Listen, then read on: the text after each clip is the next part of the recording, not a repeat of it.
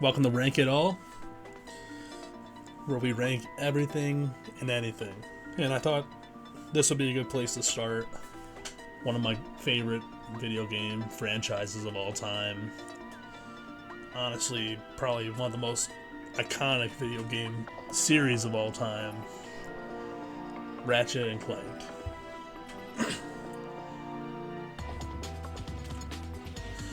First game dropped in 2002. I was just a wee lad, 2 years old. My cousin had it. 7-year-old me tries it for the first time, and after that, fell in love. Thought it'd be a good place to start ranking, and that's what we're gonna do. I feel the best way to start a ranking is to set a baseline. I don't know if this is going to be how I do it for all my rankings, but I set the baseline, best game, and that's going to have to be up your arsenal. It's not a controversial pick, I feel like. It's probably a lot of people's favorites. To me, it's probably the most innovative Ratchet and Clank game ever made. The weapon leveling system and everything, just top notch. The story, Dr. Nefarious, just a great game overall. The level design was a little more linear, but that doesn't matter to me really. Hilarious as well, not to mention the Nature's Mystery gag line. So funny. Captain Quark, always hilarious. Yeah, up your arsenal. Not surprising at all. That's going in S tier for sure. That size matters. Okay. So size matters. I think size matters goes in the D tier.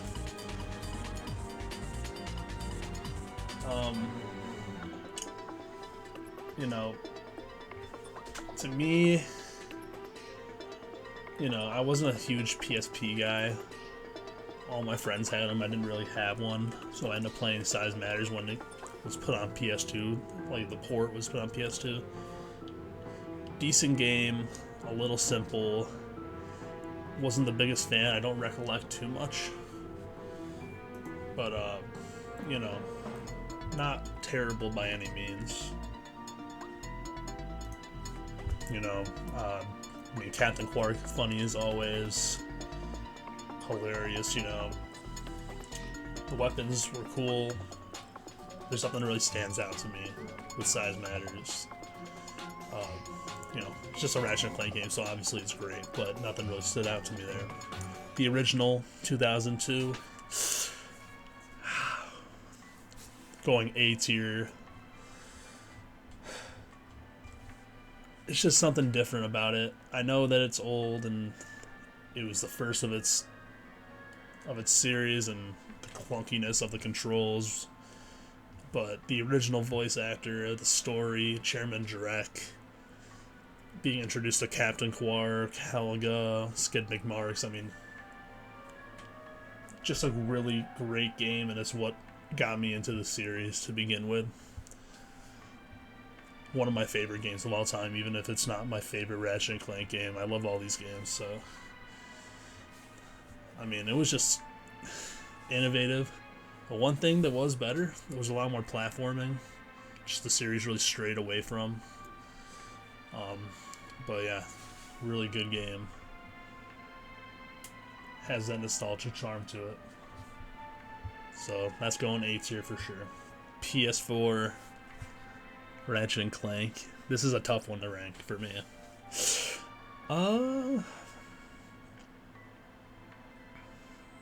People aren't gonna like this. I'm putting it in B tier, and that might be controversial, but the only reason I put a B tier, just the story being retconned, the child friendliness of the origin story, I just didn't like what they did. I felt like it was too Disney almost, if you know what I mean by that. The gunplay, great. Weapon upgrading system, excellent. I mean, Ratchet and Clank is always great characters. Captain Quark's always funny. But I don't know. It didn't hit for me like some of the other newer titles did. I just felt like it was too safe. I think Insomniac was playing it too safe. But it's still a good game. Going B tier. Next up, Deadlocked. Yes. I think it was different. I'm going A tier. Well, Deadlock's A tier. Just another great game. It's the last it was the last main title on the PS2. The gunplay was great. I like the change of pace with like the arena kind of style fighting. The story wasn't as good as the original 3 to me, but I did really enjoy it. And I enjoyed the weapon selection a lot. Really good game. Next up, Tools of Destruction. S tier. It was the first game on PS3 for Ratchet and Clank. The graphic overhaul was excellent. It was beautiful. The weapons were awesome, as always. I mean, they kept the same upgrading system that they had for the previous few games in the saga. Full Frontal Assault, D tier. I barely played this, personally. I mean, if you like tower defense games, and you probably really enjoy it. It wasn't a bad game by any means. It was just not what you come to expect from this series that had that third-person platformer shooter kind of genre, just like one of the other games we're about to talk about. Just really straight away from what made Ratchet and Clank so great. Secret Agent Clank. I never played Secret Agent Clank, so I'm just gonna have to throw that D tier. I don't know. I know it was PSP. Definitely different than the rest. So no comment on that. Into the Nexus. Up a B. It was a return to form for the series after the previous 2 games. It was fun. Kind of felt like we were getting a little, I don't know how to word it. It's kind of similar to the PS4 version, I guess. It's just a little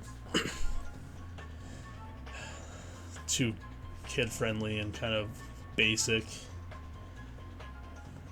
But it was still a great game. All for One, going D tier again. I liked All for One more than Full Frontal Assault.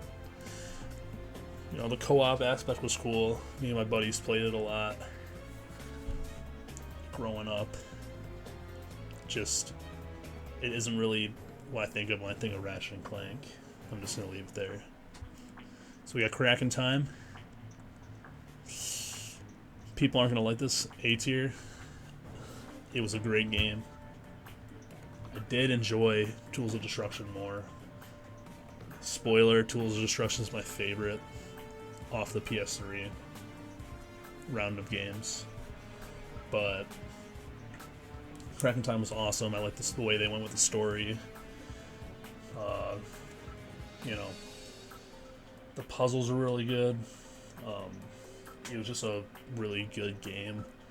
The gunplay is always going to be there with a Ratchet and Clank title. I don't have to tell you that.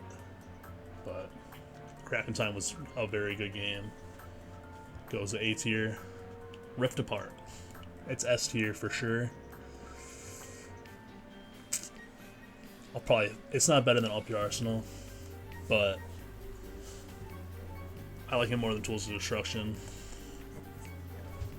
The thing is, with this one, I like the story in Tools of Destruction more, but the grand scale and the graphics and just the way the guns felt using the new PS5 controllers it was just a really good game. I mean, it was pretty much the poster, you know, release title for PS5.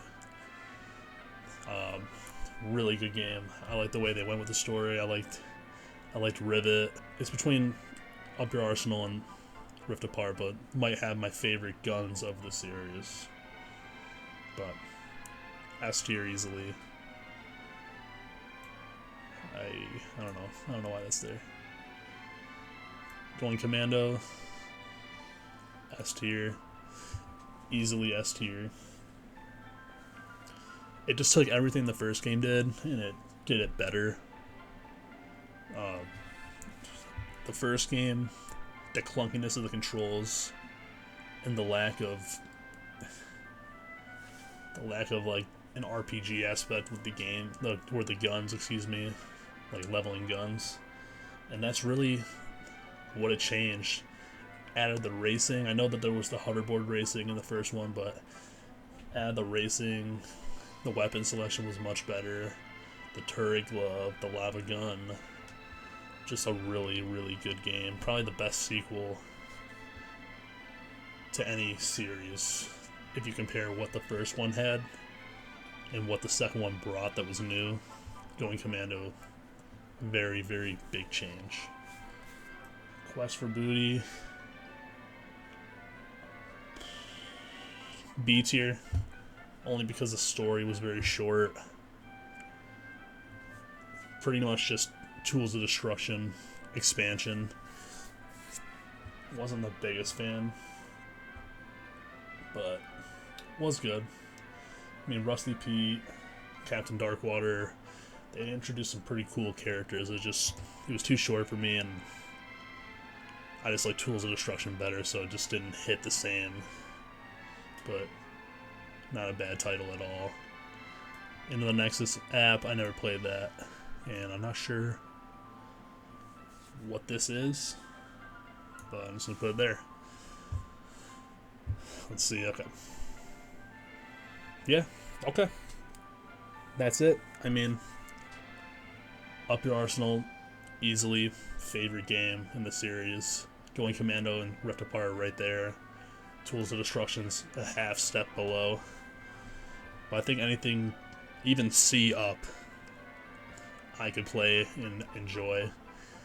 And if it was the only game in the series, I think any of these games, C and up, I would love. So yeah, just let me know what you guys think I should rank next. We'll do anything, Marvel movies, characters, different games, just let me know. And don't forget to like and subscribe, and I'll catch you in the next video. Peace.